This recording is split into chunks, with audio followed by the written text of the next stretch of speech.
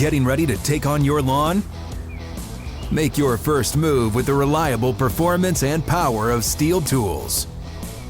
From hedge trimmers and mowers to string trimmers and more, right now save on select gas tools starting at just $149.99.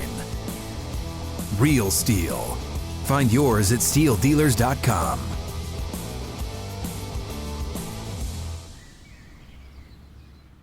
Plug in a Hyundai EV and the extraordinary happens. From the charge time and range in the Ioniq 5 and 6 to the adventurous spirit of the Kona Electric to the 601 horsepower Ioniq 5N. Hyundai EVs make the extraordinary electrifying. There's joy in every journey. EPA estimated 303-mile driving range for 2024 Ioniq 5 SE SEL limited rear-wheel drive and 361-mile driving range for 2024 Ioniq 6 SE long-range rear-wheel drive with fully charged battery. Actual range may vary. Visit HyundaiUSA.com or call 562-314-4603 for more details.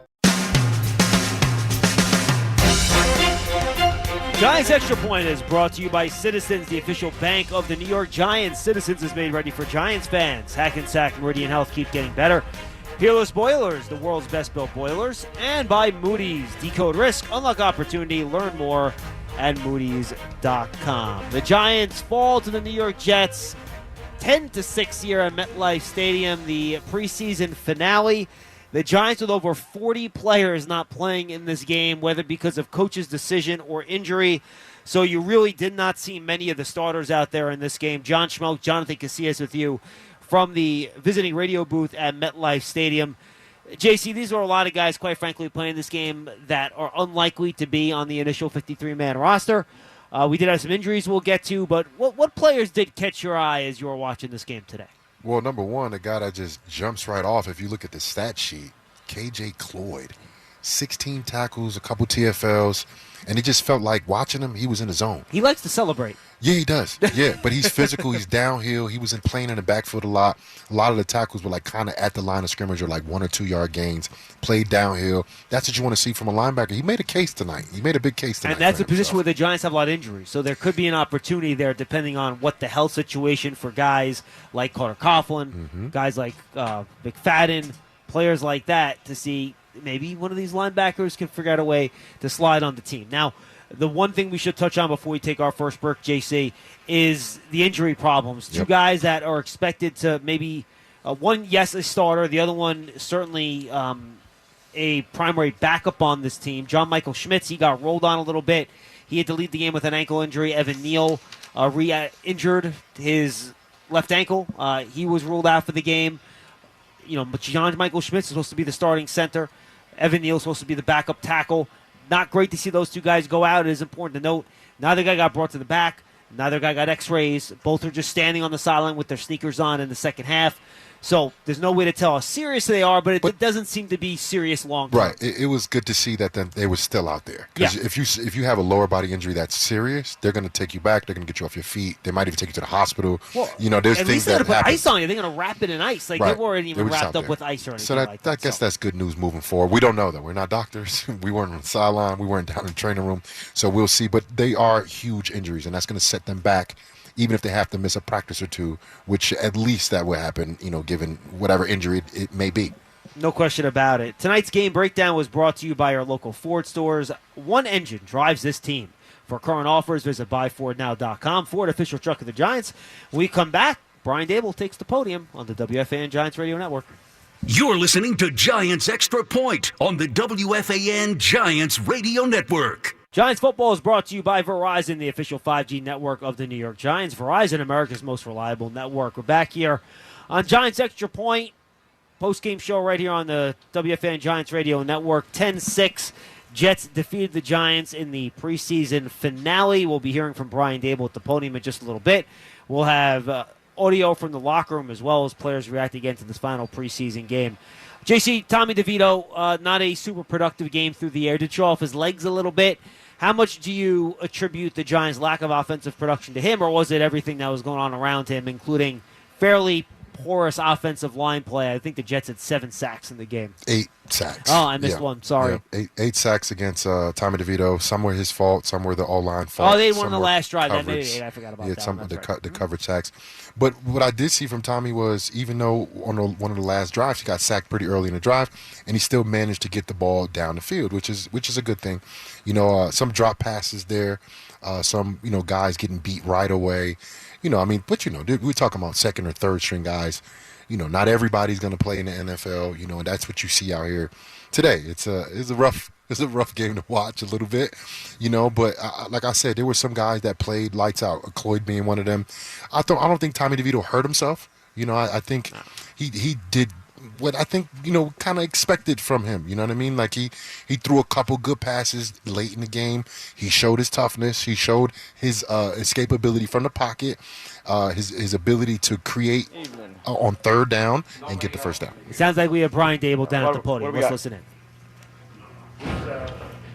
How's John Michael Schmeelk? How much of a concern is that for you? I would say I don't know how anybody is, so other than he had an ankle and get an MRI and look at it tomorrow like we do normally. We'll find out more later in the day tomorrow. So there's a long list of people that got injured or had some type of injury. 1, 2, 3, 4, 5, 6, 7. It's a lot of people. With Evan, is it the same ankle? But the same one? Yeah. I mean, in terms of the injuries, Dan, I don't know. I just got ankle, hamstring, Achilles, hamstring, lower leg, ankle, neck. So we'll see. I'll give you the answers when I get the answers. You obviously had a choice with John Michael as far as playing him or not. He was going to start and play. That obviously didn't have a lot of time. Yeah, he didn't play. Didn't play much in training camp. That's why he played. He needed it. You were waiting for John Runyon to get back anyway to try to get your whole line on the field together. Now you're kind of...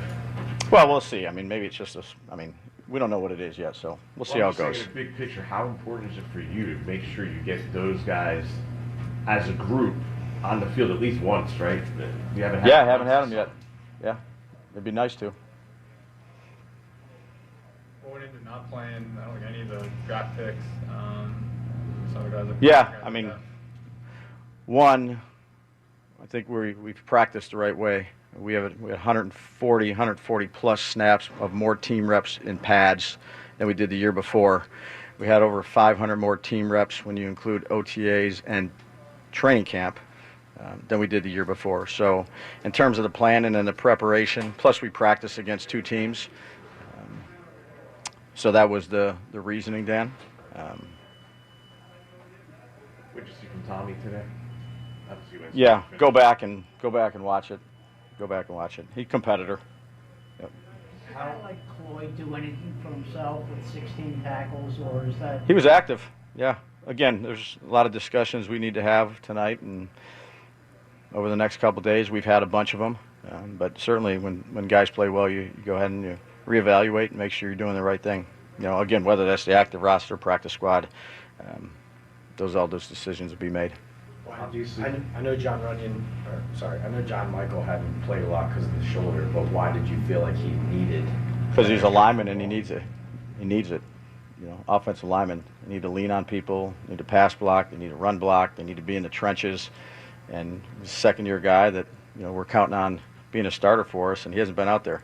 So the guys that up front that have been out there, they've had a lot of reps, and he needed to get them. Evan needed to get them. Guys that aren't out there need them. Availability is important. In the past, you've kept two quarterbacks, but how much more likely would you be open to keeping a third, knowing that Drew's already banged up, right? Daniel does have an injury history. He's coming off a major injury. Yeah, we've discussed that. We'll discuss it here over the next couple of days, and again, try to do what we think is best for the team.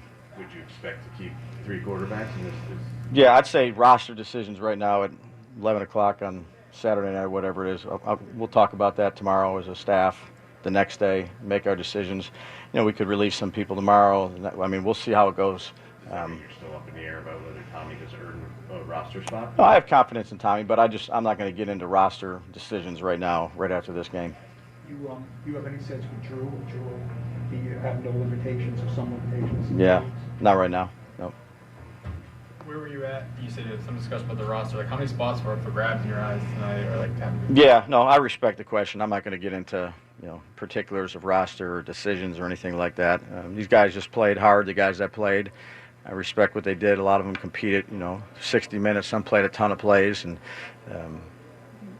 appreciate those guys' effort. You mentioned the change in practice from a year ago. Yeah. Do you see any differences in your team based on practicing differently through training camp? Yeah, time will tell. So I like where we're at. I think we have good toughness, mental and physical toughness.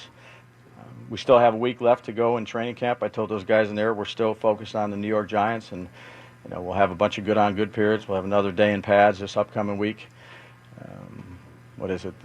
Whatever it is, the first day back will only be the 53 guys because you can't have the practice squad guys out there, so that'll be geared down. But there'll be pads and there'll be competitive periods and still things we need to clean up. But I like the direction we're going. With Evan Neal, this was obviously his first game action. What was your plan for him? Like, how much did you want to have him in the game? Yeah, it was some 20 to 25 plays. He had 21, I believe. So him coming out was more. He was already going to be out. It was 20 when I asked. He was at 21 plays, is what I was told. So he was right in that sweet spot of what we talked about leading into the game. So it was more that than the ankle. Yeah, he was out there before the ankle. I just had ankle on here, but he was going to be out regardless. All good? All right, have a good night. Drive safe. Giants head coach Brian Daboll at the podium. The coach's press conference is brought to you by Hackensack and Meridian Health. Keep getting better. Interesting point that Evan Neal was going to come out of the game at that point anyway, despite the ankle. They're going to do some testing on John Michael Schmitz. I'm sure they'll do tests on Evan Neal as well. See where they are at. We'll talk about that and a whole lot more when we come back as Giants Extra Point continues after the Giants 10-6 loss to the Jets in the preseason finale. You're listening to Giants Extra Point on the WFAN Giants Radio Network. Takes the snap, stands in the pocket, now forced to run, got a lot of room, so he's going to take off. Tommy DeVito outside the numbers on the left, going to scamper to the sideline and goes out of bounds. A first down to the 29-yard line, a 16-yard run for Tommy DeVito. That Tommy DeVito run was part of a 14-play, 65-yard drive that set up the Giants' second field goal to cut the lead to 10-6. That was tonight's scoring drive of the game, brought to you by Citizens, the official bank of the New York Giants. Citizens is made ready for Giant fans. We'll have more sound and interviews from the locker room in just a little bit. JC, your takeaways from Coach Daboll's presser. He talked about a little bit of Evan Neal. Talked about, he don't give us too much. You already know that with him, but no comments on roster construction or anything like that. So he kept it pretty vanilla. He don't really know too much about the injuries that happened, but we all gonna be paying attention to that to see what's going on with. I guess the main two we talk about Evan Neal and John Michael Schmitz, but he didn't really give us too much, And just now on that little drive that the Giants had for the second field goal that they had. That was also a drive where Tommy DeVito got sacked earlier in that drive, and he responded. And, I love me some Tommy DeVito, man, the Jersey guy. He may be limited in athletic ability. He may be limited in what you think a quarterback really is, but he goes out there every single time and he competes. There's no quit in him, and that's what I like about it. And I think the other guys on the team, they rally around him. And that's what the team needs. The team needs a whole bunch of Tommy DeVitos with that type of mentality. I didn't take much out of Brian Daboll deciding not to answer the question about whether or not DeVito was going to make the final 53. I just don't feel like he wanted to comment on anyone's chances of making the roster, so as to not include or disclude anybody. Yeah, but me, I'm all Tommy DeVito all the way. But this is the thing. Nobody actually truly knows exactly what's happening because they need to figure out what's going on with those two guys that are definitely on the roster when you talk about a John Michael Schmitz and an Evan Neal. And then also, what are they going to do moving forward? Because I think there's a couple of guys right now that's kind of on that bubble, that last 2 or 3 guys to really round out that 53-man roster. And they have to figure out exactly what they see from today. Those guys, did they make a case for them, or is there somebody else that they want to bring in that's not playing on this field tonight? Yeah, and swing tackle I think is interesting, right? We were trying to figure out who the swing tackle is going to be behind Andrew Thomas and Jermaine Illuminor, and we had one of those players hurt his ankle today. Well, again, we'll see what Evan Neal's status is and whether or not it's serious. It doesn't sound like it is based on the way Brian Daboll talked about it. Josh Azudu gave up a couple of sacks. Joshua Miles gave up a couple of sacks. Matt Nelson gave up a couple of sacks. So none of those guys at the backup tackle spot really stood out against, frankly, Jet third stringers and second stringers, mostly third stringers, over the course of this game, JC. What are your thoughts about the depth at that spot where, as we saw last year, you want to have depth on the offensive line? Yeah, exactly. And like I said, it really depends on Evan Neal's health because he is the third tackle as of right now. And I think that you might have to look elsewhere in terms of what's going on around the league. You know, I think the Giants suffered dearly last year when they, Andrew Thomas basically went down week 1. Evan Neal was kind of in and out the lineup. And there was a big carousel among the offensive line throughout the whole entire season. And I know Daboll and Joe Shane, they do not want them problems this year. So they might have to look elsewhere because I don't think the guys that you named made a good case for them to make that roster tonight. Easiest way to short-circuit a season is to have an unplayable offensive line, and that's kind of what happened by, frankly, week 2 or 3 of that Giants team last year. Tonight's statistics are brought to you by the Archdiocese of New York. Learn more at innercitynyc.org. Tommy DeVito, aforementioned, 14 of 27, 103 yards, no touchdowns, no picks. He was sacked 8 times for 47 yards over the course of this game. And he wasn't holding the ball a ton either, JC. The pocket just was collapsing on him, specifically around the edge. It wasn't a ton up the middle in this game. It was mostly stuff coming off of the edge. He did run the ball 5 times for 48 yards. Again, slid just short of a first down again for the second straight week, or maybe that was week Detroit, 1. yeah. That was week 1. Dante Miller ran mostly in the first half, 14 carries, 45 yards, little turbo. Joshua Kelly, 8 carries for 40 yards. He had the longest run of the day for the Giants, a 19-yard run. In terms of the receivers, 4 players had 2 catches each. Jack Stoll, 24 yards. Miles Boykin, 24 yards. Isaiah McKenzie, 15 yards. Joshua Kelly, 2 catches, just 1 yard. And then John Giles, 1 catch for 21 yards. And then a catch apiece for Lingard, Ford Wheaton, Allen Robinson, Isaiah Hodgins, and Ayer Asante.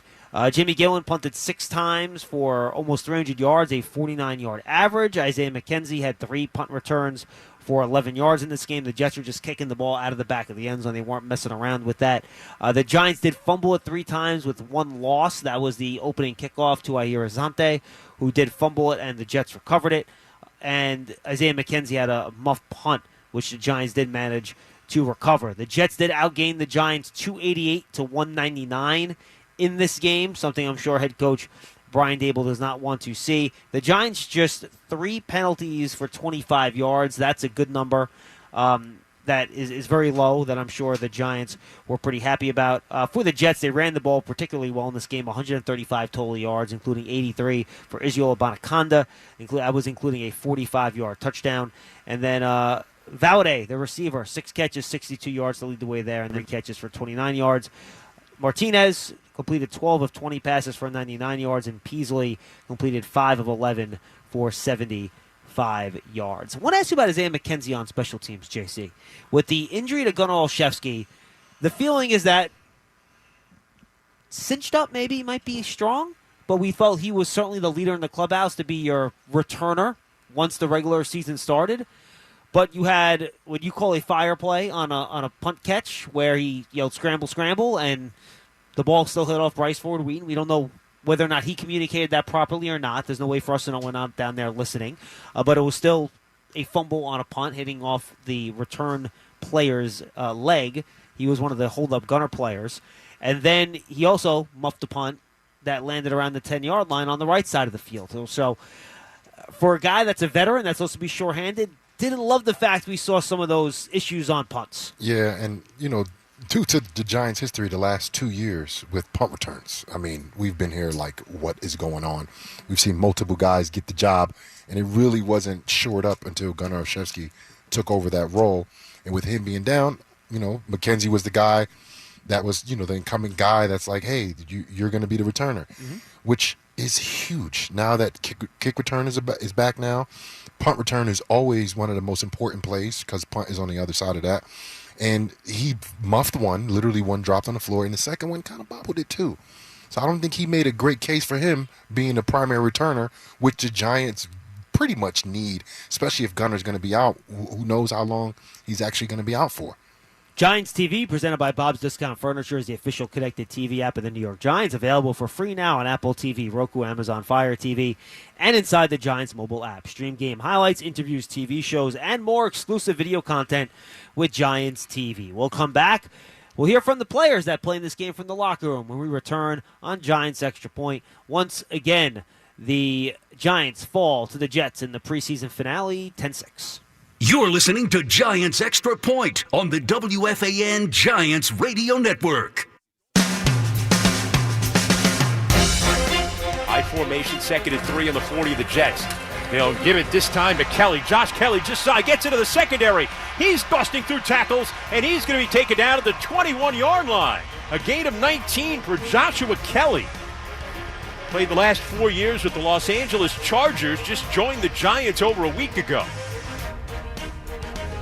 And that Joshua Kelly 19-yard run, longest run of the day for the Giants, is tonight's Play of the Game, brought to you by our local Ford stores. One engine drives this team. For current offers, visit buyfordnow.com. Ford, official truck of the New York Football Giants. Joshua Kelly got some good blocking from the offensive line on that play. And I thought Evan Neal actually did a pretty good job run blocking in the time he was in the game for those 19 or 20 snaps in the first half of this game.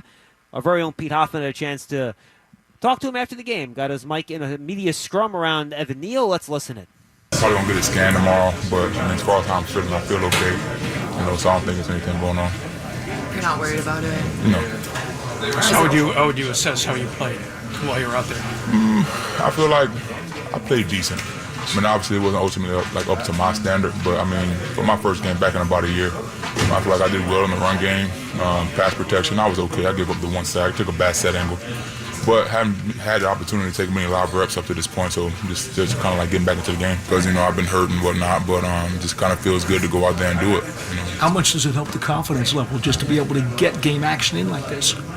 Can't really say it does anything for my confidence, but I mean, it just feels good to go out there and play. You know what I'm saying? Like, you're a football player, it's what you do your entire life, and you're sitting on the sidelines, all you want to do is get out there and play. So it just kind of felt great, you know what I'm saying? I remember, like, pregame, I was just thanking God, for the opportunity for me to just step out on the field and play football again, because whenever I got hurt last year, you know what I'm saying, like that was the longest that I've ever been out of the game. So just to be able to come back out and play ball, it's a blessing. Yeah, and honestly, that's what I saw too, JC. I thought he did pretty well in the run game. He had the one bad play, getting beat on the speed rush outside. He said it was a bad set. The fact that he knows technically what he did wrong already on that play, that makes me feel good about it. At least you know what you need to correct. Obviously, you would rather not have that happen to begin with. Mm-hmm. But it was good to see him out there getting some game action for the first time since that ankle surgery and fracturing his ankle late last year. Yeah, I mean, and the Giants need him. The Giants need Evan Neal. Maybe he's not at, listed as a starter right now, but you never know what happens, and knock on wood, I hope nobody gets hurt, but that's just the NFL, man, and last year we've seen a lot of guys go down among the offensive line, and if he's a guy that's that reserve swing tackle, I mean, he's the first guy up with if either tackle go down. And the Giants need a swing tackle. The Giants need 6 to 7 offensive linemen every single game that's going to get valid playing time every single game. Not just for reserve, if somebody gets hurt. No, they're going to rotate those guys in. They're going to go tackle over. They're going to go tackle in instead of a tight end. They do those things on a consistent basis. So the Giants need Evan Neal to be healthy. I'm glad he was out there today. But I'm definitely not glad that he didn't end the game, because of the play count. He was supposed to be out because of a play count, but he got out because of an injury. But at the same time, we seeing him walking around. That's good news, because if he really had a serious injury, he would not be walking around on the sideline. Or doing interviews after the game, for that matter. Indeed. So he said he feels okay. They'll get scans done tomorrow. Same deal with John Michael Schmitz, and we'll see where those two guys are. But again, they were both standing with sneakers on the entire second half. Moving around. No wraps, no ice, nothing like that. So certainly good to see. The quarterbacks that those two guys will help protect, including Tommy DeVito, he was in the locker room after the game as well. At the locker of Tommy DeVito, Tommy, you got to play the whole game tonight. I'm sure going in, you kind of thought that might be the case. How well do you think it went? Ups and downs through it all. Obviously, wish we finished out the 2-minute drive, with the W. Could have had a chance to win the game there, but there are a lot of good things, a lot of growing that can be made from this. There's a lot of guys in and out all over the field at all times. So, just getting a rhythm, getting a feel for everybody, and then continue to build off it. But overall, I thought that we did a good job fighting up until the end. When you took off at the end there, you knew it was going to be close, I guess, right? I mean, you think you had enough daylight to get it? Yeah, it was going to be tight. Thought to squeeze through there. That ball would have went into the third tier of the stadium. But, hey, sometimes come up short. Got to make it next time. I guess Tommy talking about one of his runs, maybe that last run, he thought he could run for a touchdown. He kind of got, snagged by the one arm there to end that final drive a little prematurely, JC. Yeah, it's so funny listening to him talk, man. He's so confident, and I love it. You know me, I'm sitting there like, you yeah, eat that's it my up, guy. man. Oh, my gosh, do. It's so funny. You know why, though? Because it's so hard to play on this level. No, it really is. And at that position, with he got thrusted into the spotlight. He's living his dream. And he just took it in stride. Like I never seen. He doesn't look like he's nervous. Like I said, he's not the greatest. He's not Eli Manning. You know what I mean? He's not a Hall of Fame type of caliber of a quarterback right now. I'm not saying he will be, but the kid goes out there and just plays ball. Sometimes it's stacked up against him. Watched him do it last year. Watched him do it today, where he got sacked 8 times, and he still was there at the fourth quarter, trying to get the ball down the field, using his legs. Using his, the passing game as well. I think the kid has talent, but he has the heart to be on a roster. And I hope it's here. We don't know. Daboll didn't really give us too much about it. I really hope that he can stick around in the NFL because he will get better as a quarterback. And he will get better as a player. And he will get better as a man being in this league. Because this is a great league. It's so hard to be here. And I just love to see him going out there living his dream, bro. Free and open to the public, the Giants Fan Fest presented by Wendy's will take place on Friday, September 6th at MetLife Stadium, with doors opening at 5 p.m. We will celebrate 100 seasons of New York Giants football with a ceremony honoring the top 100 Giants, autographs, panel discussions by Giants legends, historic displays, photos with the Lombardi trophies, and an incredible drone light and fireworks show to end the night. Get your tickets now. They are free. Visit Giants.com/FanFest. Take a quick timeout. Preseason finale. Giants fall to the Jets 10-6. When we return, let's start taking a look at the regular season, JC. Ooh. Giants and Vikings. Week 1 is just 15 days away. We'll be right back. You're listening to Giants Extra Point on the WFAN Giants Radio Network. This is Daniel Bellinger, and you're listening to the radio home of Big Blue the Fan, WFAN and WFAN-FM, New York.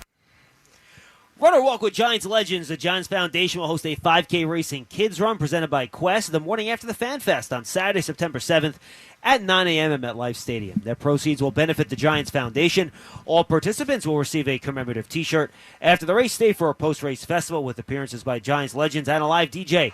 Register now at Giants.com/5K. The Giants Foundation is a 501c3 nonprofit corporation. Back here on Giants Extra Point, John Schmeelk, Jonathan Casillas, preseason finale. Jets knock off the Giants 10-6 in a game where there wasn't a starter to be seen except for John Michael Schmitz, and most of the backups, quite frankly, didn't play in this game either.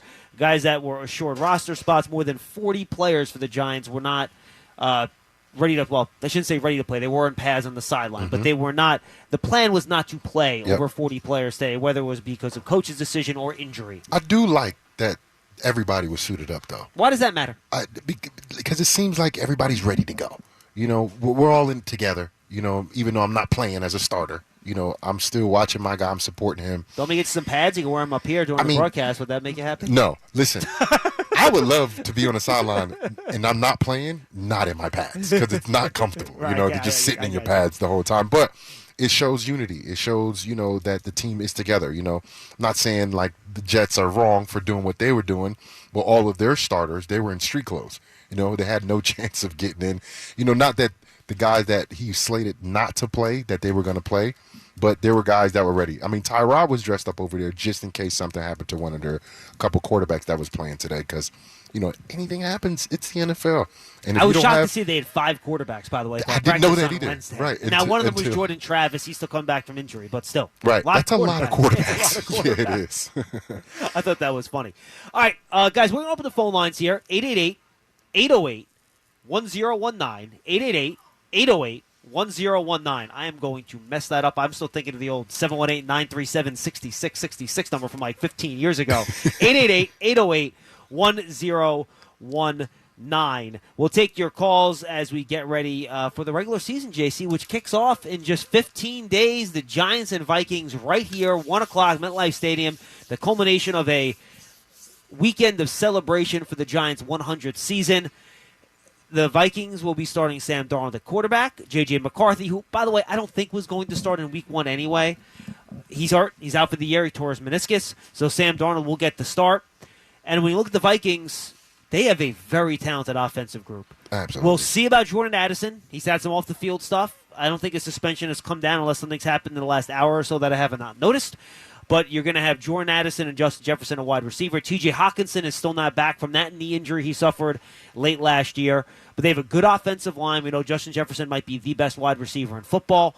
So their offense is going to be a very early challenge for this Giants secondary. Because like I said, they got a pretty good offensive line. You're not going to get, pressure all day, every play on that quarterback with their offensive line. So it'll be a good challenge early on for this Giants young secondary. Yeah, absolutely. I mean, you talk about one of the better, if not the best receiver in the league in Justin Jefferson, and they will get him the ball. He's a guy that gets open, no matter who's playing him in corner. Like a lot of these receivers that's coming in nowadays, these young receivers, they're coming in ready.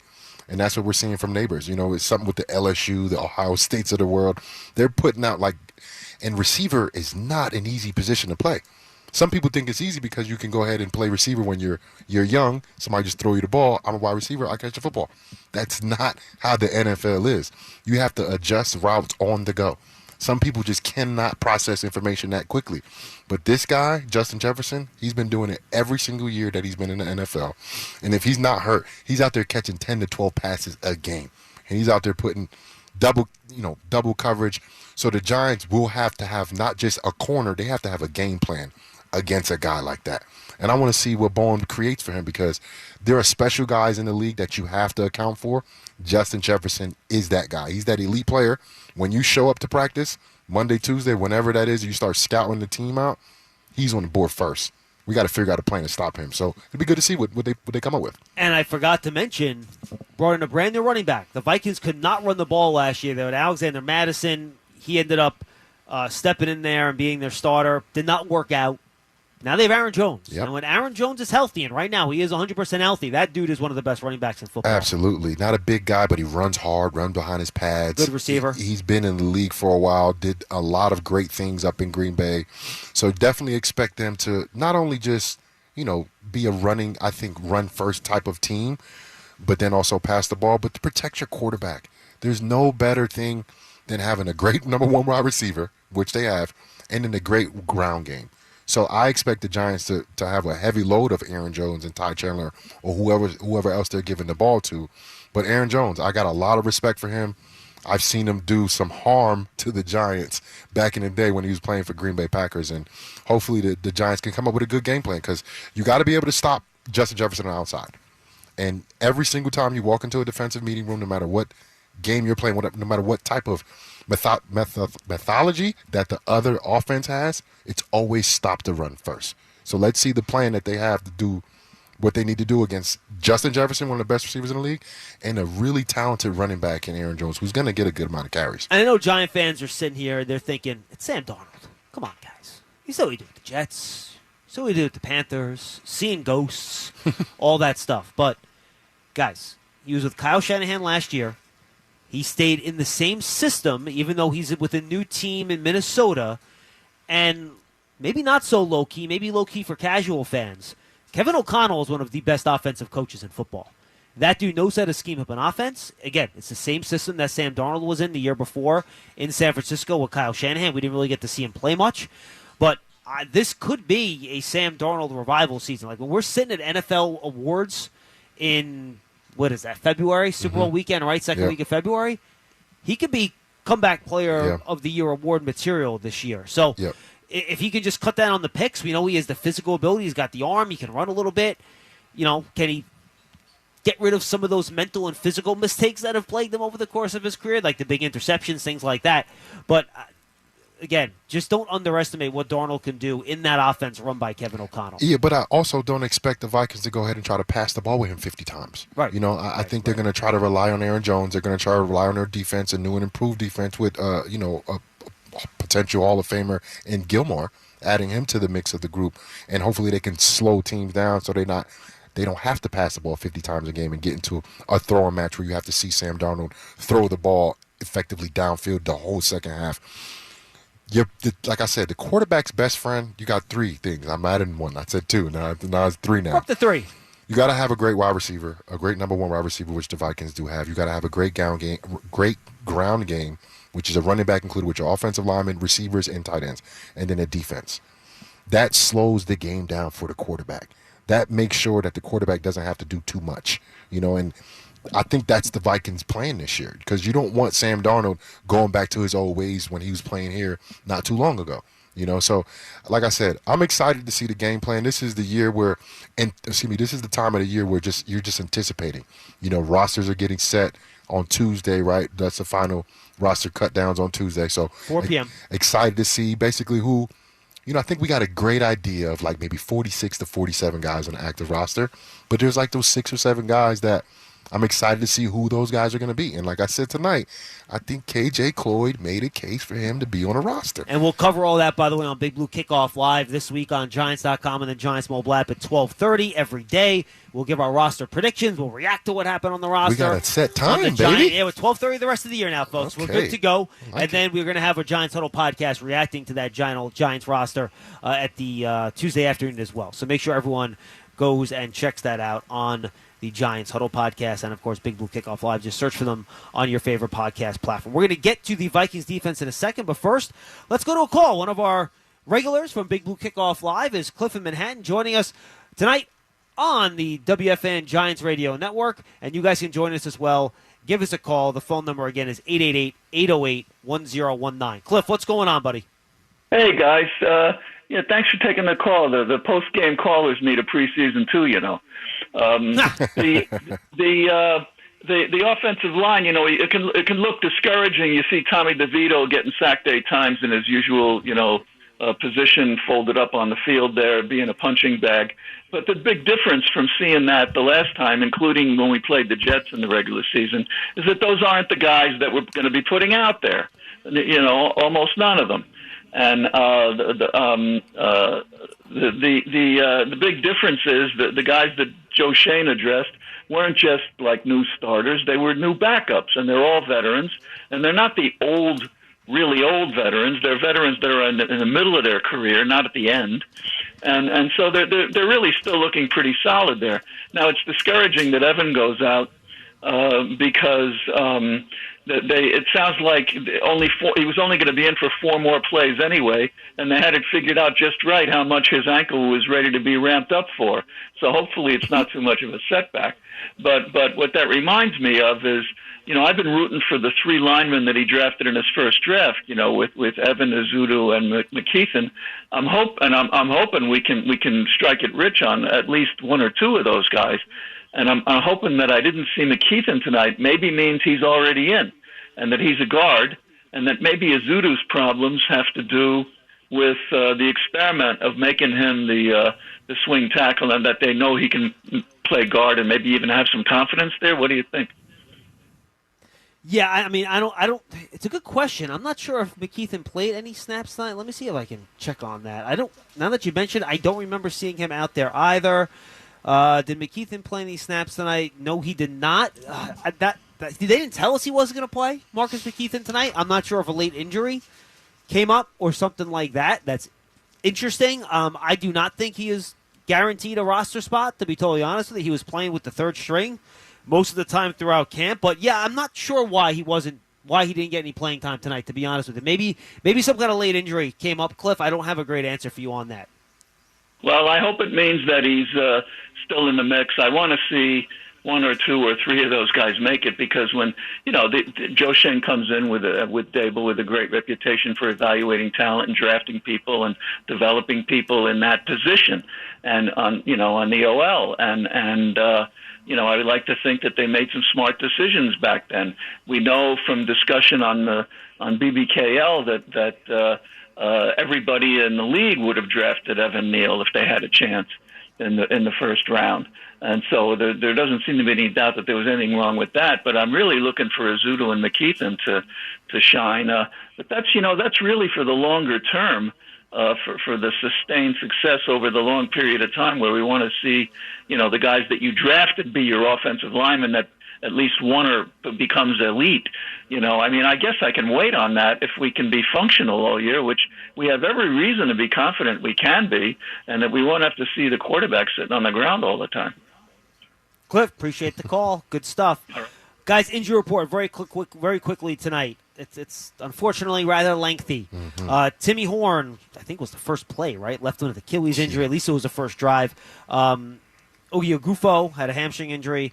Goodrich had a hamstring injury. John Michael Schmitz had an ankle injury. Evan Neal had an ankle injury. Darnay Holmes had a neck injury. Jalen Mayfield had a lower leg injury. I believe that's everyone. Just FYI, so we'll keep an eye on that as we move forward here. Giants football is brought to you by our local Ford stores. One engine drives this team. For current offers, visit buyfordnow.com, Ford official truck of the Giants. Let's take a timeout. When we come back, we'll take a look at the other side of the ball and how the Giants offense might handle that Vikings defense when we come back. You're listening to Giants Extra Point on the WFAN Giants Radio Network. This is Daniel Jones, and you're listening to the radio home of Big Blue, The Fan, WFAN, and WFAN-FM New York. Back here on Giants Extra Point, Giants fall to the Jets in the preseason finale. Jets get the bragging rights this year.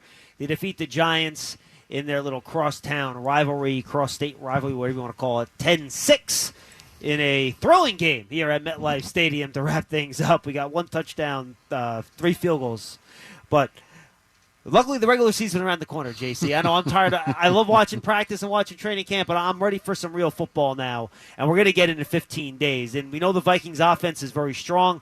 Their defense, on the other hand, had some issues last year. Now, their coordinator is very talented and does some very clever things in Brian Flores. Last year, he was either a big drop 8 or blitz guy, and that's kind of how he handled things to keep offenses off kilter. But they have added some players to that room. They lost Daniil Hunter, which is a big loss. He was their best pass rusher last year. There. Absolutely. But they do bring in Jonathan Greenard, who is a good pass rusher from the AFC. Joining him is Andrew Van Ginkel, who's kind of a hybrid outside linebacker that can blitz but also cover a little bit. He had been with Flores in Miami previously. And then they draft Dallas Turner. He was their first-round pick. In fact, they traded up to get him. And he's sitting there, and he's a guy that can rush the passer, has a lot of natural pass-rushing talent, athletic, still has some work to do on some of his fundamentals. And then in the secondary, they're veterans. Yep. They got guys with a lot of experience, JC. They just signed Stephon Gilmore, who's been with the Cowboys last year, has been sitting out, just arrived there, I think, 3 or 4 days ago. Byron Murphy and Shaq Griffin, the other 2 corners. Harrison Smith, Josh Metellus are their 2 safeties. So veteran players, but guys that, not sure if they're necessarily at their peak anymore, given how long they've been in the league. Yeah, exactly. And look, Harrison Smith, we all know he's been in the league, a good amount of time, been making plays for a long time, not just on the back end, but around the line of scrimmage. He's a smart player. He's a smart player, makes a lot of run stops around the line of scrimmage, but also in the backfield. They like to send him on blitz. And we'll see what Brian Flores does, because if he's anything like he was in New England, and they have that identity of, you had the Bill Parcells guys, now you have the Bill Belichick guys. He's one of the Bill Belichick guys, and what I know from Bill Belichick, they like to take away what you do best.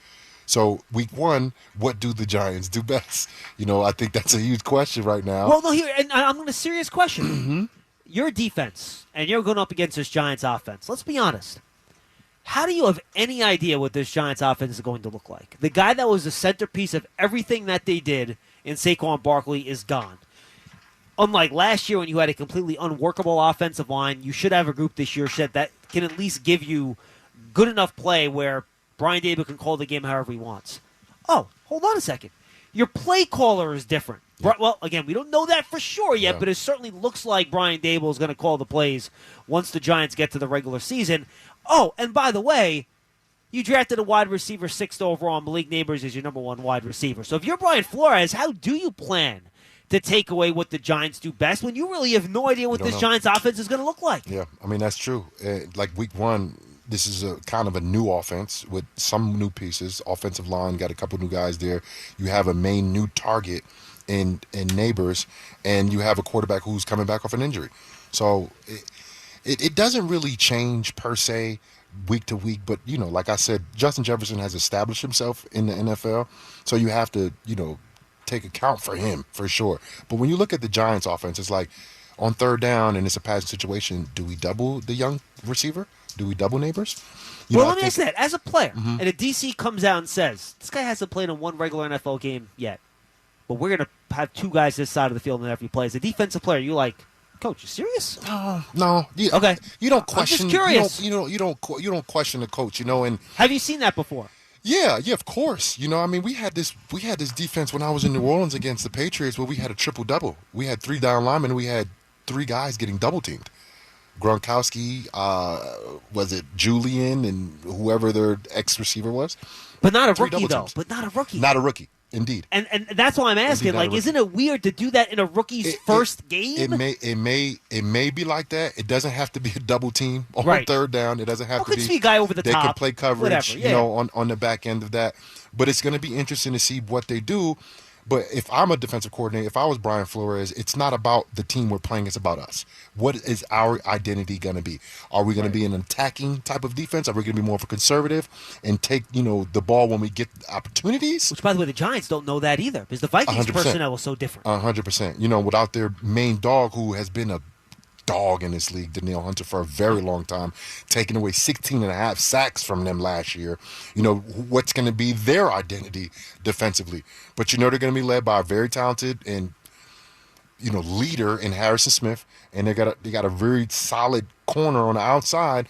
Not to say he's the same guy he used to be 3 or 4 years ago when he was playing at that all-pro type of level. Still a good starter. We saw him with Dallas last year. Good starter. Still a good starter, so they may be comfortable with him just going with Neighbors on a one-on-one situation on third down, especially third down and short where man-to-man is kind of notched up a lot instead of third down. Let's be third and long where you're doing more of a blitzing type of situation or even sit back and deal with coverage with more guys, maybe dropping an extra guy in coverage instead of rushing 4. You rush 2 or 3. So we'll see what happens. That's why I'm so excited right now. Me too. Because you really don't know what's going to happen. You don't know exactly what the roster is going to look like, especially the back end of the roster. You don't know what the offensive, mentality is going to be. You don't know what the defensive mentality. I think you have a little idea because of Shane Bowen and what he's done, but now he has new toys to work with, right? This is Brian Burns, coming over, one of the premier pass rushers in the NFL. See what he's looked like. See what Dexter Lawrence looked like in his 5th season? 6th. 6th season? Dang, he been in the league that long? Yeah, 6th. Want to see what he looks like because he is the guy. He's the guy that steps off the bus first. When you think about the Giants, I want Dexter Lawrence stepping off the bus first. I want them to be like, oh, wow, he is a Giant because he plays like a Giant. He's what the Giants are all about. So I'm so excited right now. And not that I wasn't excited about the preseason. I got to see my boy Tommy DeVito throw the ball. I got to see some really good young linebackers play today. I'm excited for what the season has in store. I want to take my, expectations down a little bit because I was heartbroken. I was very heartbroken last year. I tried to warn you last year, with the opening week. Well, I think nobody thought that's what opening weekend was going to look like. I just meant overall coming off the playoff. But again, back in the home stadium for the season opener against a very talented offensive team. Let's figure out what the team is going to be in the Vikings defensively. But look, you got a premier wide receiver coming in this building. I want to see what Shane Bowen has in store for Justin Jefferson and the Vikings. And final point, real quick, JC, before we wrap things up and we say goodbye until we get that first regular season game in 15 days.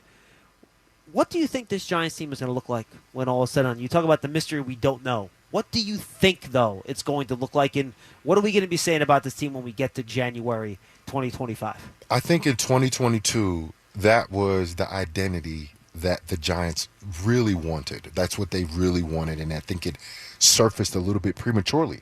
I think the roster wasn't really ready there quite yet to what their record was. They won a lot of close games. I think it was like 10 They close. 7 one-score games, I believe. Yes. And they won a lot of those games. And last year you've seen it kind of go the opposite way. But I think the identity of what they showed us in 2022, they want to be a physical, running football type of team, stop the run, be good in certain situations. When I say certain situations, it's good to be great, all over the place. But you want to be efficient and move the ball and complete third downs.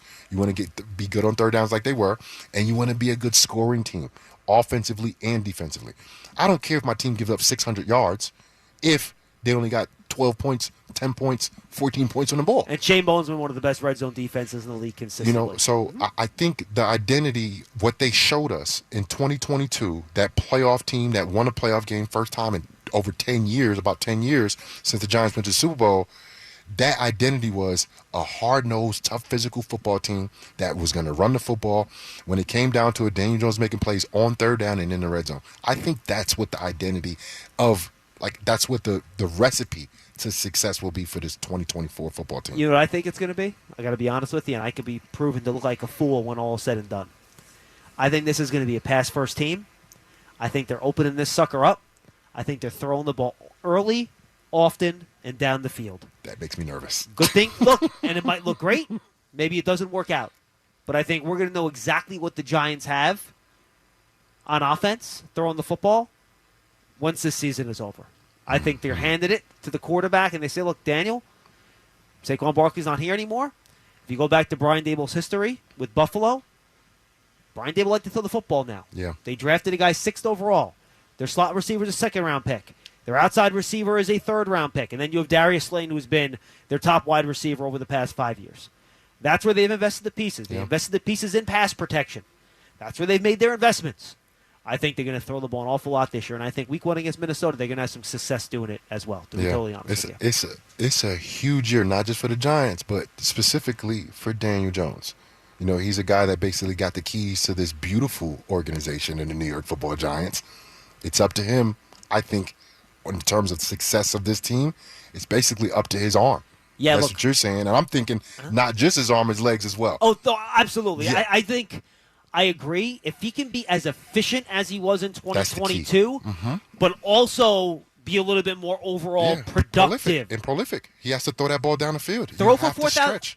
I want a 4,000-yard, 20-plus passing touchdown season. That's what I want. Just keep those interceptions down. We're good. Well, that's the thing, right? Yeah. I'll pass on the 4,000 yards, 22 touchdowns, 18 picks. No, thank you. Don't want that. But seriously, if you can give me 4,000 yards, even if it's like 3,900, something like that, 22 touchdowns, 8 interceptions. That is a where do I nice sign? Stat line right there. And then he runs for another 5 or 6. Yeah. And the Giants figure out a way to win 9 games. Yeah. And I think if they do, and fans are going to laugh and they're going to call me crazy. They're going to probably call the FN show after this and say Schmeelk's a moron. I don't care. I think this is going to be Daniel Jones' best passing season in the National Football League. Stamp it, Schmeelk. I like it, baby. Let's go. I'm ready for some football, man. Real football that counts. I'm going to get myself in trouble here, man. But that's okay. Honestly, from what I've seen in the summer, I think they're going to give him every opportunity to do it, and we'll see if he can. I'm here for it, and baby. I can't wait to see it. Let's JC, go. good stuff, baby. Yes, sir. Talk to you in 2 weeks. Yeah, man. Regular season football is back, baby. Giants Extra Point was brought to you by Citizens, the official bank of the New York Giants. Citizens is made ready for Giants fans. Hackensack Meridian Health, keep getting better. Peerless Boilers, the world's best built boilers. And by Moody's, decode risk, unlock opportunity. Learn more at moodys.com. Thank you to our entire crew today. Thank you to Jonathan Casillas, Chris Carino, Carl Banks, and Howard Cross on the call. Excellent job, everybody. Connor Green, Bob Carl back in the studio. Folks, the next time we talk, it'll be 11 a.m. 2 Sundays from now. We'll be right here in the booth at MetLife Stadium getting you ready for regular season game number 1, the 2024 season. Giants hosting the Minnesota Vikings. The Giants have put a lot of work in this offseason, as everyone saw in Hard Knocks, trying to put a better roster together to try to put together some better results. And I think they got a real chance to do it if they are able to stay healthy. So we'd love for you to join us throughout the year as we embark on another season of Giants football. Thank you, everybody. Enjoy the rest of your weekend. Enjoy your Labor Day weekend. And we'll talk again on FAN in 2 weeks. Until then, stay tuned to our other Giants content. Big Blue Kickoff Live, Giants Huddle Podcast. Search for them on your favorite podcast platform or on the Giants mobile app. Talk to you in 14 days, everybody.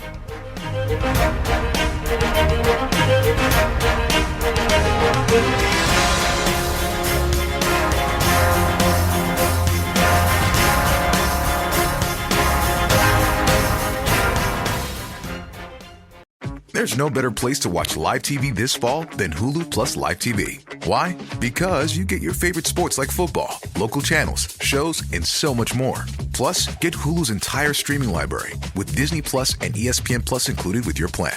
No long-term contracts or hidden fees. Don't wait. Start your 3-day free trial of Hulu Plus Live TV today.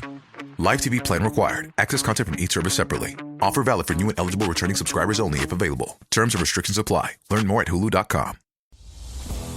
Getting ready to take on your lawn? Make your first move with the reliable performance and power of Steel tools. From hedge trimmers and mowers to string trimmers and more, right now save on select gas tools starting at just $149.99. Real Steel. Find yours at SteelDealers.com.